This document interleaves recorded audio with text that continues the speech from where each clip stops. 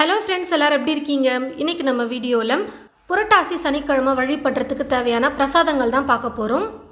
சர்க்கரை பொங்கல் செய்யறதுக்கு அரிசியும் பருப்பையும் நான் அரை மணி நேரத்துக்கு நல்லா ஊற வச்சு எடுத்துக்கிட்டேன்.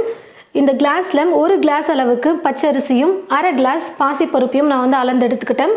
மொத்தமாக அரிசி பருப்போட அளவு பார்த்தீங்கன்னா 1.5 கிளாஸ் அளவுக்கு எடுத்திருக்கேன். ஒரு குக்கர் எடுத்துக்கிட்டு இப்போ ஊற வச்சு எடுத்து வச்சுருக்கிற அரிசி பருப்பையும் சேர்த்துக்கலாம்.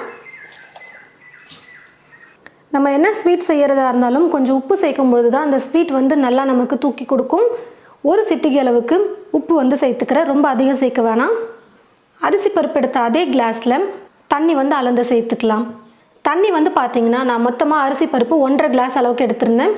இப்போ தண்ணி முதல்ல அரிசி பருப்புக்கு ஏற்றது போல் 3 கிளாஸ் சேர்த்துக்கிறேன். சரியாக அரிசி பருப்புக்கு தண்ணி சேர்த்ததுக்கு அப்புறமா இப்போ நான் எக்ஸ்ட்ரா 1 கிளாஸ் அளவுக்கு தண்ணி சேர்த்துக்க போகிறேன். எப்போவுமே சக்கரை பொங்கலெல்லாம் செய்யும்பொழுது கொஞ்சம் குழஞ்சி இருந்தால் தான் சாப்பிட நல்லாயிருக்கும். அதுக்கு தண்ணி கரெக்டாக வச்சுட்டு எக்ஸ்ட்ரா 1 கிளாஸ் மட்டும் நீங்கள் சேர்த்துக்கோங்க. குக்கர் மூடி போட்டு மூடிட்டு நார்மலாக சாதம் வடிக்கிறதுக்கு வைக்கிற விசிலை விட ஒரு விசில் இல்லை 2 விசில் எக்ஸ்ட்ரா வச்சுக்கோங்க. தண்ணி வேறு நம்ம எக்ஸ்ட்ரா சேர்த்துருக்கோம், அதனால் விசிலையும் கொஞ்சம் அதிகமாக வச்சு எடுத்துக்கோங்க. சக்கரை பொங்கலுக்கும் பார்த்திங்கன்னா அரிசியும் பருப்பும் நல்லா வெந்து வந்துருச்சு. தண்ணி கரெக்டாக வச்சு நம்ம எக்ஸ்ட்ரா விசில் விட்டதுனால கொஞ்சம் கெட்டியாகவே வெந்து வந்திருக்கு பாருங்கள். ரொம்ப இலக்கமாக இல்லை சர்க்கரை பொங்கலுக்கு. கரண்டியில் லைட்டாக நீங்கள் கொஞ்சம் கலந்து கொடுத்துக்கோங்க. கொஞ்சம் மசிஞ்சா மாதிரி இருந்தால் சர்க்கரை பொங்கல் இன்னும் நல்லாயிருக்கும். இப்போ வெள்ளை கரைசல் சேர்த்து நம்ம சர்க்கரை பொங்கல் ரெடி பண்ணிக்கலாம். வெள்ளத்தை கரைக்கிறதுக்கு ஒரு பாத்திரம் எடுத்துக்கிட்டு அந்த பாத்திரத்தில் நம்ம அரிசி பருப்பு எடுத்த அதே கிளாஸில் வெள்ளத்தை அளந்து சேர்த்துக்கலாம். 1.5 கிளாஸ் அரிசி பருப்பு நான் எடுத்திருந்தேன். அதுக்கு பார்த்திங்கன்னா ஒரு 2.5 கிளாஸ் அளவுக்கு நீங்கள் வெல்லம் சேர்த்துக்கோங்க. ரொம்ப இனிப்பு அதிகமாக சாப்பிட பிடிக்கும் அப்படின்னு நினச்சிங்கன்னா 3 கிளாஸ் நீங்கள் சேர்த்துக்கலாம். வெல்லம் கரையிறதுக்காக தண்ணி கொஞ்சமாக சேர்த்துக்கிறேன்.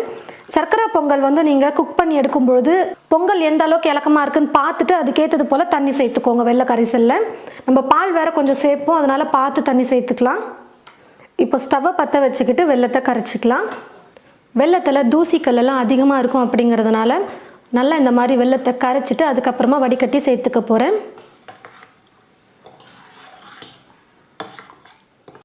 வெல்லம் நல்லா கரைஞ்சி ஒரு 2 நிமிஷத்துக்கு நல்லா நான் கொதிக்க வச்சு எடுத்துக்கிட்டேன். இப்போ நான் ஸ்டவ்வை குறைச்சி வச்சுட்டு வெல்லம் பாத்திரத்தை எடுத்துகிட்டு நம்ம சர்க்கரை பொங்கல் பாத்திரத்தை வச்சுக்கலாம். வடிகரண்டி யூஸ் பண்ணி வெள்ளை கரைசலை நல்லா வடிகட்டி சேர்த்துக்கலாம். ஸ்டவ்வை பார்த்திங்கன்னா இப்போ லோ ஃப்ளேமில் வச்சுக்கிட்டே நல்லா கலந்து கொடுத்துக்கலாம்.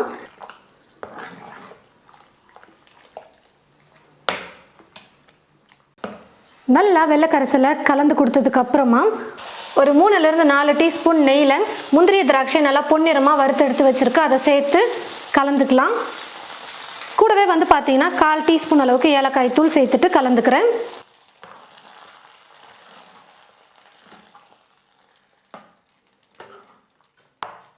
எல்லாத்தையும் சேர்த்து நல்லா கலந்து கொடுத்ததுக்கப்புறமா கடைசியாக பார்த்திங்கன்னா இது கூட பால் சேர்த்துக்கலாம்.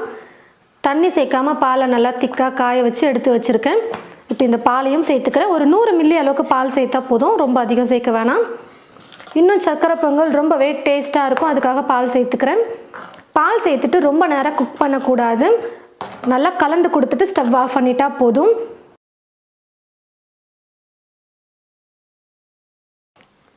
இப்போ நான் ஸ்டவ் ஆஃப் பண்ணிக்கிறேன். சர்க்கரை பொங்கலும் ரெடி ஆகிடுச்சு. வெங்கடாஜலபதிக்கு பிரசாதத்தில் ரொம்ப முக்கியமாக இடம்பெறது பார்த்திங்கன்னா தயிர் சாதம். தயிர் சாதத்துக்கு நான் 400 கிராம் பச்சரிசியை தண்ணியில் நல்லா ஊற வச்சு எடுத்து வச்சுருக்கேன். ஒரு அரை மணி நேரம் ஊற வச்சிங்கன்னா போதும். அரிசியை குக்கரில் சேர்த்துக்கிட்டு தண்ணி தேவையான அளவுக்கு சேர்த்துக்கலாம். நான் இந்த கிளாஸில் 2 கிளாஸ் அளவுக்கு பச்சரிசி எடுத்தேன். மொத்தமாக 400 கிராம் அளவுக்கு எடுத்திருக்கேன். அதில் 4 கிளாஸ் தண்ணி வச்சுக்கிட்டு எக்ஸ்ட்ரா 1 கிளாஸ் தண்ணி வைக்கணும். தயிர் சாதம் நல்லா குழஞ்சி வந்தால் தான் சூப்பராக இருக்கும், அதுக்காக எக்ஸ்ட்ரா தண்ணி வச்சோம்னா தான் நல்லா அரிசி வெந்து வரும். உப்பு தேவையான அளவுக்கு சேர்த்துக்கலாம். சாதத்துக்கும் தேவையான அளவுக்கு இப்போயே சேர்த்துக்கிட்டிங்கன்னா கரெக்டாக இருக்கும். நார்மலாக சாதம் வடிக்கிறதுக்கு வைக்கிற விசிலை விட எக்ஸ்ட்ரா 1 விசில் 2 விசில் விட்டுக்கோங்க. அப்போ தான் தயிர் சாதம் நல்லா குழஞ்சி வரும். அப்போ தான் சாதம் நல்லா கொஞ்சம் வெந்து குழஞ்சி வரும். பச்சரிசி சாதத்தை குக்கரில் வெடிச்சிட்டு நான் ஒரு பாத்திரத்துக்கு மாற்றி எடுத்துக்கிட்டேன். நல்லா கொஞ்சம் குழஞ்சிருக்கிற மாதிரி பார்த்துக்கோங்க தயிர் சாதத்துக்கு. உப்பு சாதம் வடிக்கும் போதே நான் சேர்த்துருந்தேன். இப்போது கொஞ்சமாக சேர்த்துக்கிறேன். தயிர் வந்து 1/2 லிட்டர் எடுத்து வச்சுருக்கேன். நம்ம 400 கிராம் அரிசி எடுத்திருக்கோம், அதனால் 1/2 லிட்டராவது சேர்த்தோம்னா தான் தயிர் சாதம் நல்லாயிருக்கும்.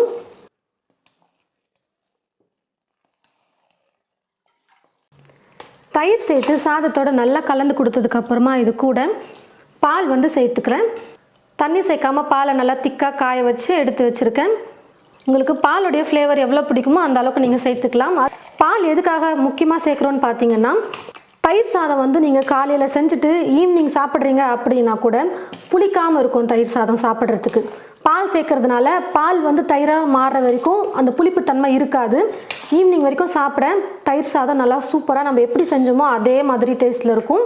இதுவும் ரொம்ப முக்கியமான காரணம் நம்ம பால் சேர்க்கறது தயிர் சாதத்தில்.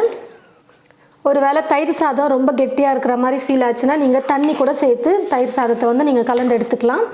பாருங்கள், கரெக்டான கன்சிஸ்டன்சியில் பால் தயிர் சேர்த்து நல்லா மிக்ஸ் பண்ணி எடுத்தாச்சு. இப்போ தயிர் சாதத்தை தாளிச்சிக்கலாம்.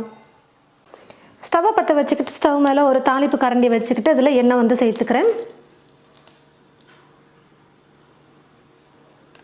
எண்ணெய் நல்லா காஞ்சதுக்கப்புறமா கடுகு சேர்த்துக்கிறேன்.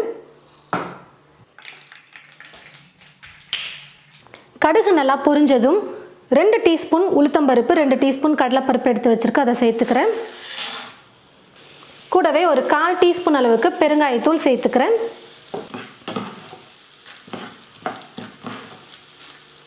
உளுத்தம்பருப்பு கடலைப்பருப்பு ஓரளவுக்கு வறுப்பட்டதுக்கு அப்புறமா ஒரு 1/2 டீஸ்பூன் அளவுக்கு இஞ்சியை நல்லா பொடியாக நறுக்கி எடுத்து வச்சுருக்கேன், அதை சேர்த்துக்கிறேன்.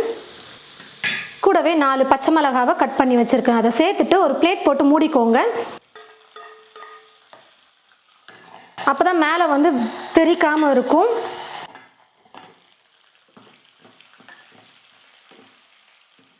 உளுத்தம்பருப்பு கடலைப்பருப்பும் நல்லா வறுப்பட்டு வந்துருச்சு. பச்சை மிளகாவும் நல்லா எண்ணெயில் வதங்கி வந்துருச்சு. கடைசியாக இப்போ இது கூட கருவேப்பிலையை கொஞ்சம் சேர்த்துக்கிறேன். கருவேப்பிலையை சேர்த்ததுமே ஸ்டவ் ஆஃப் பண்ணிக்கலாம். தாளித்து வச்சுருக்கிற இந்த தாளிப்பை நம்ம தயிர் சாதத்தில் சேர்த்துடலாம். கூடவே கொத்தமல்லியை கொஞ்சம் சேர்த்துக்கிறேன். இப்போ எல்லாத்தையும் சேர்த்து நல்லா கலந்து கொடுத்துக்கலாம்.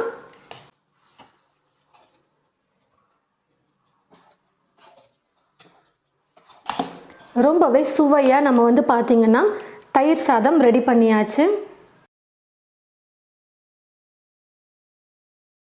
பச்சரிசி வந்து பார்த்திங்கன்னா 2 கிளாஸ் அளவுக்கு நான் எடுத்து தண்ணியில் ஒரு 1 மணி நேரத்துலேருந்து 2 மணி நேரத்துக்கு நல்லா ஊற வச்சு எடுத்துக்கிட்டேன்.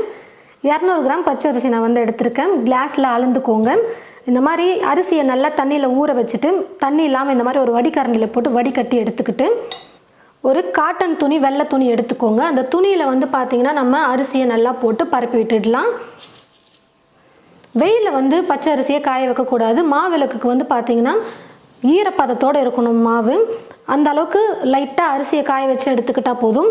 இந்த மாதிரி காய வைக்கும் போது தண்ணியாக இருக்கும் பாருங்கள் கையில், அந்த தண்ணி இல்லாமல் இருக்கிற வரைக்கும் நம்ம காய வச்சுக்கிட்டால் போதும். ஆனால் அரிசி இந்த மாதிரி எடுக்கும்போது ஈரமாக இருக்கணும். அந்த பதத்துக்கு நம்ம அரிசியை காய வைக்கணும். நிழல்லையே நம்ம காய வச்சுக்கிட்டால் போதும், வீட்டுக்குள்ளே காய வச்சுக்கலாம். அரிசி வந்து பார்த்திங்கன்னா நல்லா காஞ்சி வந்துருச்சு. இப்படி அரிசியை கையில் எடுக்கும் பொழுது ஈரமாக இருக்கும் அரிசி, ஆனால் தண்ணி வந்து ஒட்டாது பாருங்கள். இதுதான் கரெக்டான பதம். நல்ல அரிசி வந்து ஈரமாக இருக்கணும், ஆனால் தண்ணி மட்டும்தான் ஒட்டக்கூடாது. இந்த ஒரு டிப்ஸை மட்டும் நீங்கள் கரெக்டாக ஃபாலோ பண்ணிங்கனாலே போதும்.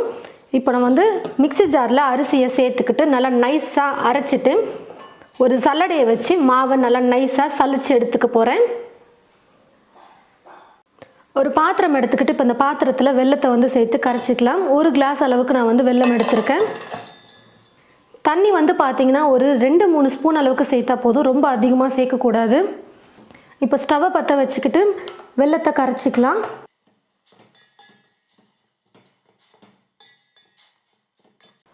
வெல்லம் வந்து பார்த்திங்கன்னா நல்லா கரைஞ்சிட்டு கொஞ்சம் இந்த மாதிரி நல்லா கொதிச்சதுக்கு அப்புறமா நம்ம ஸ்டவ் ஆஃப் பண்ணிக்கலாம். அரிசியை வந்து பார்த்திங்கன்னா நல்லா நைஸாக அரைச்சிக்கிட்டு ஒரு ஜல்லடையை வச்சு நான் சலிச்சு எடுத்துக்கிட்டேன். இப்போ இந்த மாவு கூடவே வந்து பார்த்திங்கன்னா ஏலக்காய் தூள் கொஞ்சம் சேர்த்துக்கிறேன்.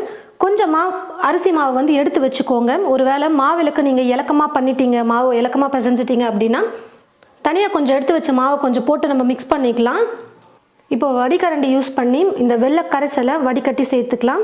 மொத்தமாக சேர்த்துற வேணாம், கொஞ்சமாக சேர்த்துட்டு மாவை நல்லா கலந்து கொடுத்துட்டு அதுக்கப்புறமா மீதி இருக்கிற வெள்ளை கரைசலை சேர்த்துக்கலாம்.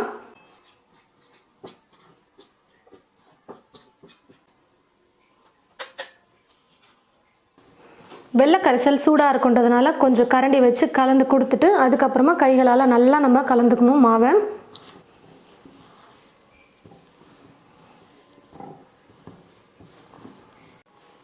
வெள்ளை கரைசல் கொஞ்சம் கொஞ்சமாக சேர்த்துக்கோங்க. நம்ம கரைச்ச எல்லா வெள்ளை கரைசலையும் சேர்க்கணும்னு கூட இல்லை. ஏன்னா எடுத்துருக்கிற மாவுக்கு ஏற்றது போல் கொஞ்சம் கொஞ்சமாக வெள்ளை கரைசலை சேர்த்து நல்லா கெட்டியாக இப்படி பிசைஞ்சுக்கோங்க. நல்லா இந்த மாதிரி கொஞ்சம் கெட்டியாக இருந்தால் தான் மாவு வந்து நம்ம விளக்கு பிடிக்கிறதுக்கு கரெக்டாக இருக்கும். மாவு வந்து பார்த்திங்கன்னா இப்போ நான் வந்து 2ஆக பிரித்து எடுத்து வச்சுருக்கேன். 2 விளக்கு தான் நம்ம எப்போவுமே ஏற்றுவோம். ஒரு சிலர் வந்து 3 விளக்கு கூட ஏற்றுவாங்க. அப்படி இருக்கும்போது நீங்கள் 3 பாதியாக பிரிச்சுக்கோங்க விளக்கு ஏற்றுறதுக்கு. இப்போ நான் 2 விளக்கு ஏற்ற போகிறேன். அதுக்காக 2 சரிசமமாக மாவு எடுத்து வச்சுருக்கேன். மாவை நல்லா இந்த மாதிரி நைஸாக உருட்டிக்கிட்டு இந்த மாதிரி கொஞ்சம் உருளை ஷேப்பில் பண்ணிக்கோங்க. இப்போ வந்து பார்த்தீங்கன்னா கட்டை விரலை வச்சு நம்ம அப்படியே நடுவில் வந்து கொஞ்சம் பள்ளம் பண்ணி விடணும். நெய் ஊற்றி நம்ம விளக்கு திரி போடுறதுக்கு இந்த மாதிரி விளக்கை ரெடி பண்ணி ஒரு பிளேட்டில் வச்சுக்கிட்டோம்னா தீபம் ஏற்றுறதுக்கு கரெக்டாக இருக்கும். மாவிளக்குக்கு வந்து பார்த்திங்கன்னா மஞ்சள் குங்குமம் வந்து வச்சுக்கலாம். எப்போவுமே மாவிளக்கு அப்படின்னு சொன்னாலே நம்ம நெய் ஊற்றிட்டு தான் நம்ம விளக்கு ஏற்றணும். நெய் தீபம் தான் ஏற்றணுமே எப்போவுமே மாவிளக்கில். நெய் வந்து சேர்த்துக்கிறேன்.